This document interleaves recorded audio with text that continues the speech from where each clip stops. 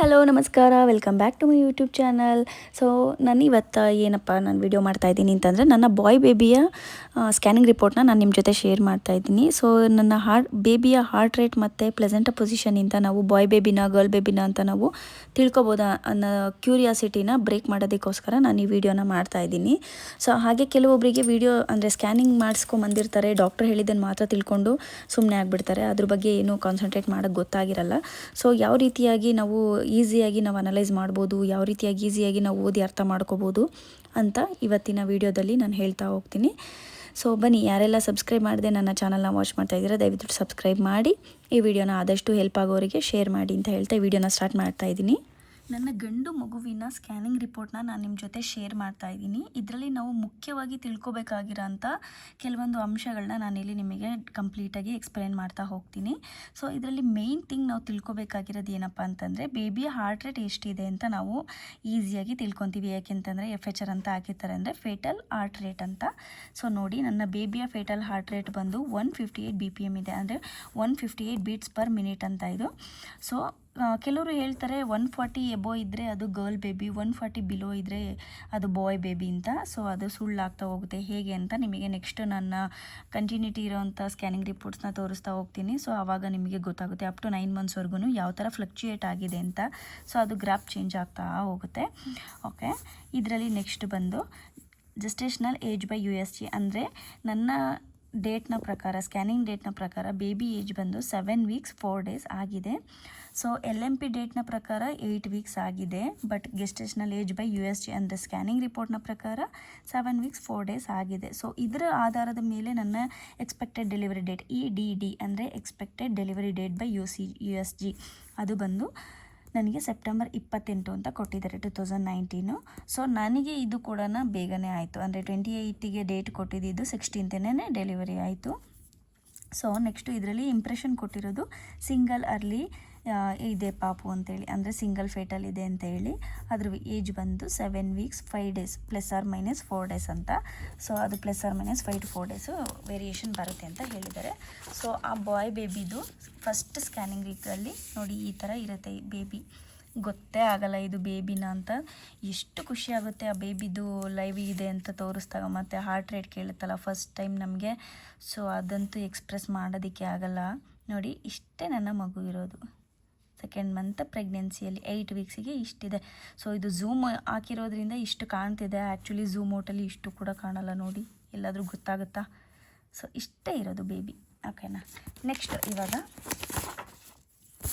ಇದು ಬಂದು 3rd month ಸ್ಕ್ಯಾನಿಂಗಿದ್ದು. 3rd ಮಂತ್ ಸ್ಕ್ಯಾನಿಂಗಲ್ಲಿ ಸೇಮ್ ಅದೇ EDD ಡೇಟ್ ಸೇಮೇ ಕೊಟ್ಟಿದ್ದಾರೆ. ಬಟ್ ನೋಡಿ, ಕಾರ್ಡಿಯಾಕ್ ಆ್ಯಕ್ಟಿವಿಟಿ ಬಂದು 172 BPM ಬಂದಿದೆ. ಸೊ ಲಾಸ್ಟ್ ಅಂದರೆ 2nd ಮಂತ್ ಪ್ರೆಗ್ನೆನ್ಸಿ ಸ್ಕ್ಯಾನಿಂಗ್ ರಿಪೋರ್ಟಲ್ಲಿ ಬಂದಿದ್ದು 158 BPM. ಇವಾಗ ನೋಡಿದ್ರೆ ಅಲ್ಲೇ 172 BPM ಆಗಿದೆ, ಅಂದರೆ ರೈಸ್ ಆಗಿದೆ, ಅಂದರೆ ಗ್ರಾಫು ಹೈಕ್ ಹೋಗ್ತಾ ಇದೆ. ಸೊ ಆ್ಯಂಡ್ ಪ್ಲೆಸೆಂಟ ಕೂಡ ಅದನ್ನು ಕೂಡ ಹೇಳ್ತಾರೆ. ಆ್ಯಂಟೀರಿಯರ್ ವಾಲ್ ಇತ್ತಂತಂದರೆ ಬಾಯ್ ಬೇಬಿ ಅಂತ, ಗರ್ಲ್ ಬೇಬಿ ಇದ್ದರೆ ಪೋಸ್ಟೀರಿಯರ್ ಇರುತ್ತೆ ಪ್ಲೆಸೆಂಟ ಪೊಸಿಷನ್ ಬಂದು ಅಂತ ಹೇಳ್ತಾರೆ. ಅದು ಕೂಡ ರಾಂಗ ರೈಟ್ ಅಂತ ನಾನು ನಿಮಗೆ ವಿಡಿಯೋ ಎಂಡಲ್ಲಿ ಹೇಳ್ತೀನಿ. So placenta is farming in anterior wall. ಇಲ್ಲಿನೂ ಆ್ಯಂಟೀರಿಯರ್ ಯಾವುದಿದೆ ಅಂತೇಳಿ ಗೊತ್ತಿರಲಿಲ್ಲ. ಸೊ ಪ್ಲೆಸೆಂಟ ಇವಾಗ ನೋಡಿ ಆ್ಯಂಟೀರಿಯರ್ ವಾಲಲ್ಲಿದೆ ಅಂತ ಕೊಟ್ಟಿದ್ದಾರೆ. ನೆಕ್ಸ್ಟು ಇದರಲ್ಲಿ ನ್ಯಾಸಲ್ ಬೋನ್ ವಿಜುವಲೈಸರ್ ನಾರ್ಮಲ್, ಅಂದರೆ ಮೂಗಿನ ನಾಳ ಕರೆಕ್ಟಾಗಿ ಬಂದಿದೆ ಅಂತ ತೋರಿಸಿದ್ದಾರೆ. ಸೊ ಏನೂ ಪ್ರಾಬ್ಲಮ್ ಇಲ್ಲ, ನಾರ್ಮಲ್ ಆಗಿದೆ ಎಲ್ಲ ಅಂತ ಹೇಳಿ ಕೊಟ್ಟಿದ್ದಾರೆ. ಸೊ ಇಂಪ್ರೆಷನಲ್ಲಿ ಏನು ಕೊಟ್ಟಿದ್ದಾರೆ ಅಂತಂದರೆ, ನೆಕ್ಸ್ಟು ಪೆಟ್ ಸ್ಕ್ಯಾನಿಗೆ ರೆಫರ್ ಮಾಡಿದ್ದಾರೆ, ಅಂದರೆ ನನಗೆ ಪೆಟ್ ಸ್ಕ್ಯಾನ್ ಮಾಡೋದಕ್ಕೆ ಹೇಳಿದ್ದಾರೆ. ಓಕೆನಾ, ಈ ಸ್ಕ್ಯಾನಿಂಗ್ ರಿಪೋರ್ಟಲ್ಲಿ ಬೇಬಿಯ ಪಿಕ್ ಬಂದು ಈ ರೀತಿಯಾಗಿದೆ. ಇದು ಹೆಡ್ಡು ನೋಡಿ, ನೋಸ್ ಕಾಣಿಸ್ತಿದೆ ಇಲ್ಲಿ, ಅಲ್ಲಿ ಕೊಟ್ಟಿದ್ದಾರಲ್ವ ನ್ಯಾಸಲ್ ಬೋನ್ ಅಂತ. ಸೊ ನೋಸ್ ಕಾಣಿಸ್ತಿದೆ, ಮತ್ತು ಇದು ಚೆಸ್ಟ್ ಲೆವೆಲ್ ಇಷ್ಟು ಮಾತ್ರ ಕೊಡ್ತಾರೆ.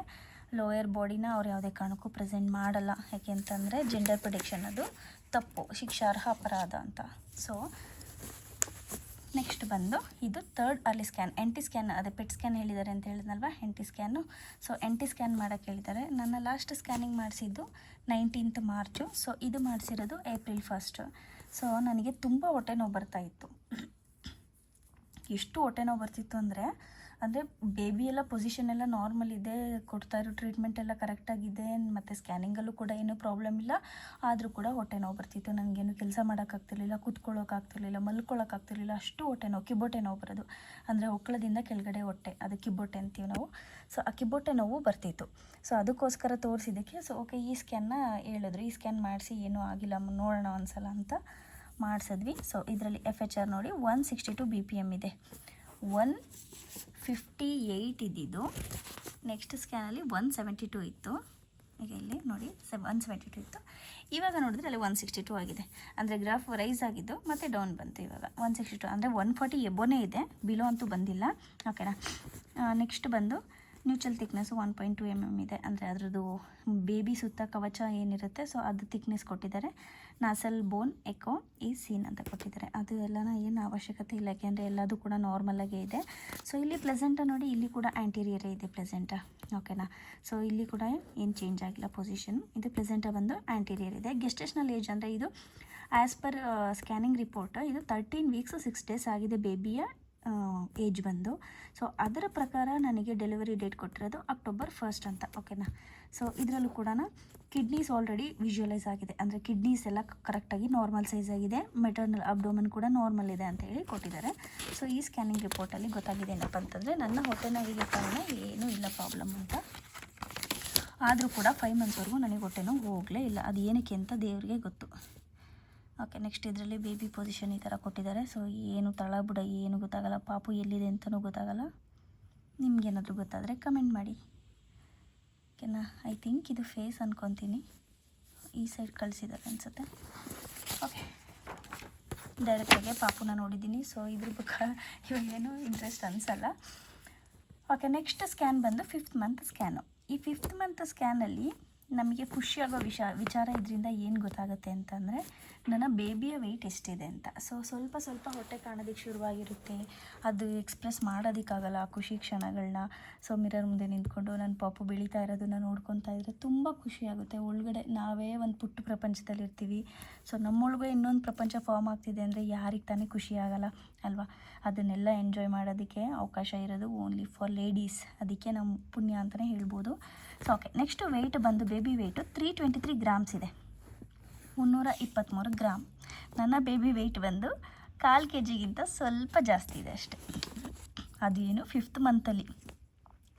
ನೆಕ್ಸ್ಟು ಪ್ಲೆಸೆಂಟ ಬಂದು ಆ್ಯಂಟೀರಿಯರ್ ಇದೆ. FHR ನೋಡಿ 140 BPM ಬಂದಿದೆ. 172, 162, 158 ಇದ್ದಿದ್ದು ಇವಾಗ 5th month ಸ್ಕ್ಯಾನಲ್ಲಿ ಬಂದು 140 BPM ಆಗಿದೆ. ಅಂದರೆ ಫ್ಲಕ್ಚುಯೇಟ್ ಆಗ್ತಾ ಇದೆ. ಅದು ನಾವು ಪ್ರಿಡಿಕ್ಟ್ ಮಾಡೋದಕ್ಕಾಗಲ್ಲ, ಇಷ್ಟೇ ಇರುತ್ತೆ, ಇಷ್ಟೇ ಇದ್ದರೆ ಅಷ್ಟೇ ಅಂತ ಆ ಥರ ಹೇಳ್ತೀವಲ್ಲ, 140 above 140 below ಅಂತ.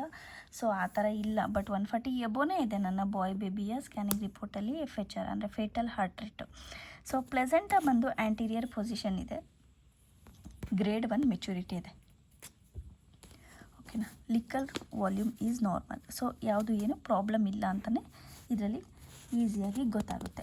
ಸೊ ನೆಕ್ಸ್ಟು ಇದರಲ್ಲಿ ಬೇಬಿ ಯಾವ ರೀತಿಯಾಗಿ ಕೊಟ್ಟಿದ್ದಾರೆ ಅಂತಂದರೆ ಇದು ಹೆಡ್, ಬೇಬಿ ಹೆಡ್. ಕೈ ಕಾಣಿಸ್ತಿದೆ ಅಲ್ವಾ, ನೋಡಿ ಎಷ್ಟು ಚೆನ್ನಾಗಿದೆ, ಕ್ಯೂಟಾಗಿದೆ. ಏನೋ ಒಂಥರ ಖುಷಿ ನೋಡೋದಕ್ಕೆ. ಹೆಂಗಿರುತ್ತೆ ಅಪ್ಪ ಗರ್ಭಚೀಲದೊಳಗೆ ಎಷ್ಟು ದಿನ. Next at last but not least 9th month scan. 9th month scan ರಿಪೋರ್ಟಲ್ಲಿ ನನಗೆ ಶಾಕ್ ಆಗಿದ್ದು ಏನಪ್ಪ ಅಂತಂದರೆ ನನ್ನ ಬೇಬಿಯ ಹಾರ್ಟ್ ರೇಟು 140 ಇದ್ದಿದ್ದು ಮತ್ತು 164 beats per minute ಆಯಿತು. ನೋಡಿ ಹೆಂಗೆ ಚೇಂಜ್ ಆಗಿದೆ ಅಂತ. ಸೊ ಇವಾಗ ಹೇಳಿ 160 ಅಂದರೆ 140 ಎಬೋ ಇದ್ದರೆ ಬಾಯ್ ಬೇಬಿ ಅಂತ ಹೇಳಿ ನೋಡೋಣ. ಚಾನ್ಸೇ ಇಲ್ಲ. 140 ಎಬೋನೇ ಇದೆ ಎಲ್ಲನ. 164 ಇದೆ ಬೀಟ್ಸು. ನೆಕ್ಸ್ಟ್ ಬಂದು ಬೇಬಿ ವೆಯ್ಟ್ ನೋಡಿ ತುಂಬಾ ಖುಷಿ ಆಯಿತು ನನಗಂತೂ. 2447 grams ಅಂತ ಅಂದರೆ 2.5 kg ನಿಯರ್ಲಿ ಇದೆ. ಸೊ ಇದನ್ನು ಮಾಡಿಸಿದ್ದು 19th August. ನನಗೆ ಡೆಲಿವರಿ ಆಗಿದ್ದು 16th September. ಸೊ ನಿಯರ್ಲಿ 120 ಡೇಸಲ್ಲಿ ಎಷ್ಟು ಗೇನ್ ಆಗಿರ್ಬೋದು ವೆಯ್ಟ್ ಹೇಳಿ ಪಾಪುದು ನೋಡೋಣ. ನನ್ನ ಬೇಬಿ ವೆಯ್ಟು ಹುಟ್ಟಿದಾಗ ಇದ್ದಿದ್ದು 300 ಇತ್ತು, ಅಂದರೆ 3 kg 300 grams ಇತ್ತು. ಅದು ಹೆಲ್ದಿ ವೆಯ್ಟ್ ಅಂತ ಹೇಳಿ ಕನ್ಸಿಡರ್ ಮಾಡ್ತಾರೆ. ಸೊ ತುಂಬಾ ಖುಷಿ ಆಗುತ್ತೆ ಮಗುನ ಕೈಲಿ ಹಿಡ್ಕೊಂಡು ನೋಡಿದಾಗ ಹೊಟ್ಟೆ ಇಷ್ಟು ದಿನ ನಾವು ಸ್ಕ್ಯಾನಿಂಗ್ ರಿಪೋರ್ಟಲ್ಲಿ ಏನು ಕಾಣಿಸುತ್ತೆ ಪಿಕ್ಕು ಅದನ್ನೇ ನೋಡಿಕೊಂಡು ಖುಷಿ ಪಡ್ತಾ ಇರ್ತೀವಿ. ಸೊ ಇದು ನನ್ನ ಬೇಬಿ ಫೇಸ್ ಅಲ್ವಾ, ಇದು ಕೈ ಅಲ್ವಾ, ಇದು ಈ ಥರ ಇದೆ, ಹಾರ್ಟ್ ರೇಟ್ ಈ ಥರ ಇದೆ ಅಂತ. ಸೊ ಅದು ಫೈನಲಿ ನಮ್ಮ ಪಾಪು ನಮ್ಮ ಕೈಯಲ್ಲಿ ಕೊಟ್ಟಾಗ ಆಗುವಂಥ ಖುಷಿ ಇದೆಯಲ್ಲ, ಅದನ್ನಂತೂ ಎಕ್ಸ್ಪ್ರೆಸ್ ಮಾಡೋದಕ್ಕೇ ಆಗಲ್ಲ. ನಾನು ಅಂತನೆಲ್ಲ ಎಲ್ಲ ತಾಯಂದಿರಿಗೂ ಅಷ್ಟೇ. ಸೊ ಇದರಿಂದ ಗೊತ್ತಾಗಿದ್ದು ಏನಪ್ಪ ಅಂತಂದರೆ, ಪ್ಲೆಸೆಂಟಾ ಪೊಸಿಷನ್ನಿಂದ ಮತ್ತು ಹಾರ್ಟ್ ರೇಟಿಂದ ಯಾವುದೇ ಕಾರಣಕ್ಕೂ ಇದು ಬಾಯ ಗರ್ಲ್ ಅಂತ ಪ್ರಿಡಿಕ್ಟ್ ಮಾಡೋದಕ್ಕಾಗಲ್ಲ. ಕೆಲವೊಂದು ಮಿತ್ಸ್ ಇದೆ, ಅಂದರೆ ಮೂಢನಂಬಿಕೆಗಳಿದೆ. ಸೊ ಅದ್ರ ಮುಖಾಂತರ ಹೋದರೆ ಕೆಲವೊಂದು ಸತ್ಯ ಆಗುತ್ತೆ, ಕೆಲವೊಂದು ಅದರಲ್ಲೂ ಕೂಡ ಉಲ್ಟಾ ಆಗುತ್ತೆ. ಸೊ ನನಗೆ 100% ನಾನು ಗೆಸ್ ಮಾಡಿದ್ದು ನನಗೆ ಬಾಯ್ ಬೇಬಿನೇ ಆಗುತ್ತೆ ಅಂತ. ಸೊ ಫೈನಲಿ ಬಾಯ್ ಬೇಬಿನೇ ಆಯಿತು. ಅದು ಹೇಗಪ್ಪ ಅಂತಂದರೆ, ನಾನು ಒಂದಷ್ಟು ಅಂದರೆ ಹೇಳ್ತಾರಲ್ಲ ಯೂರಿನ್ ಚೆಕ್ ಮಾಡೋದು, ಯೂರಿನ್ನಲ್ಲಿ ಅದು ನೆಕ್ಸ್ಟ್ ವೀಡಿಯೋದಲ್ಲಿ ನಾನು ಹೇಳ್ತೀನಿ ಯಾವ ರೀತಿಯಾಗಿ ನನ್ನ ಬಾಯ್ ಬೇಬಿನ ಗರ್ಲ್ ಬೇಬಿನ ಅಂತ ನಾನು ಚೆಕ್ ಮಾಡಿದ್ದೆ ಅಂತ. ಅಂದರೆ ಇದು ಯಾವುದೇ ರೀತಿಯಾಗಿ ನಾನು ಸ್ಕ್ಯಾನಿಂಗಲ್ಲಾಗಲಿ ಅಥವಾ ಏನೇ ಆಗಲಿ ಇಲ್ಲಿಗಲಾಗಿ ಯಾವುದೇ ರೀತಿಯಾಗಿ ಚೆಕ್ ಮಾಡಿದ್ದಲ್ಲ. ಮನೆಯಲ್ಲೇ ನಮ್ಮ ಆಧುನಿಕ ಕಾಲದಿಂದ ನಡ್ಕೊಂಬಂದಿರುವಂಥ ಏನು ಹೇಳ್ತಾರೆ ಮೂಢನಂಬಿಕೆ ಅಂತಲೇ ಹೇಳ್ಬೋದು ಇದನ್ನು. ಸೊ ನಂಬೋರಿಗೆ ಇದು ನಂಬಿಕೆ ಅಂತಲೇ ಹೇಳ್ಬೋದು. ಬಟ್ ನನಗೆ ನಮ್ಮ ಫ್ಯಾಮಿಲಿಲಿ ಎಷ್ಟು ಜನ ಟ್ರೈ ಮಾಡಿದ್ರು ಅವ್ರು ಹೇಳಿದ್ದನ್ನು ನಾನು ಕೂಡ ಟ್ರೈ ಮಾಡಿದ್ದೆ, ನನಗದು ನಿಜ ಕೂಡ ಆಗಿದೆ. ಸೊ ಹಾಗಾಗಿ ನನಗೆ ಕನ್ಫರ್ಮ್ ಆಗಿದೆ ಇದು ನಂದು ಬಾಯ್ ಬೇಬಿನೇ ಅಂತ. ಬಟ್ ಹಾರ್ಟ್ ರೇಟಿಂದ ಮತ್ತು ಪ್ಲೆಸೆಂಟಾ ಪೊಸಿಷನಿಂದ ಯಾವುದೇ ಕಾರಣಕ್ಕೂ ಅದನ್ನು ನಾವು ಡಿಸೈಡ್ ಮಾಡೋದಕ್ಕಾಗಲ್ಲ. ಸೊ ಹೋಪ್ ಇಷ್ಟನ್ನು ಮಾತ್ರ ನಾನು 100% ಆಗಿ ಹೇಳ್ಬೋದು. ಸೊ ಆಗುತ್ತೆ ನಿಜ, ಅಂದರೆ ಕೆಲವೊಂದು ಕೇಸ್ಗಳಲ್ಲಿ ಆಗುತ್ತೆ, ಇಲ್ಲ ಅಂತ ಹೇಳಲ್ಲ. ಯಾಕೆ ಅಂತಂದರೆ ಕೆಲವೊಂದು ಕೇಸಲ್ಲಿ ಏನಾಗುತ್ತೆ ಅಂದರೆ 140 ಬಿಲಿಯನ್ ಇರುತ್ತೆ, ಅವರಿಗೆ ಬಾಯ್ ಬೇಬಿ ಆಗಿರುತ್ತೆ. ಸೊ ಆ ಕಾರಣಕ್ಕೋಸ್ಕರ ಅವ್ರು ಹೇಳಿರ್ತಾರೆ. ಸೊ ಅದೇ ಥರನ ಈಗ ಪ್ರತಿಯೊಬ್ಬರದೂ ಒಬ್ಬರು ಪ್ರೆಗ್ನೆನ್ಸಿಯಿಂದ ಇನ್ನೊಬ್ಬರು ಪ್ರೆಗ್ನೆನ್ಸಿಗೆ ವೇರಿಯೇಷನ್ಸ್ ಇದ್ದೇ ಇರುತ್ತೆ, ಚೇಂಜಸ್ ಇದ್ದೇ ಇರುತ್ತೆ. So every pregnancy is not same ಅಂತ ನಮ್ಮ ಡಾಕ್ಟರ್ ಹೇಳ್ತಿದ್ರು. ಸೊ ಅದು ನಿಜ ಕೂಡ.